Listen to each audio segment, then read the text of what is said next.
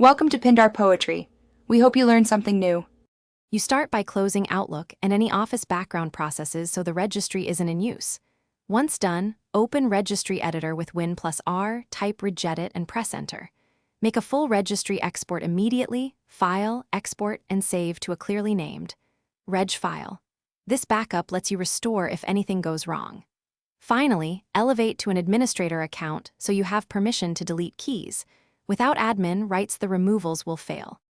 You now navigate to HKey current user /software /Microsoft /Office your Office version /Outlook /profiles and inspect the list of profile keys. Once you identify the exact profile name you want to remove, right-click it and choose Delete, then Confirm. Make sure to check HKey users for any loaded user hives if the profile persists. After deletion, also remove related keys under HKey current user /software /Microsoft /Windows NT /current version /Windows messaging subsystem if present to avoid orphan settings. You finish by restarting Windows to ensure cached profile references are cleared. After reboot, open Outlook. It should prompt to create a new profile or show the removal succeeded.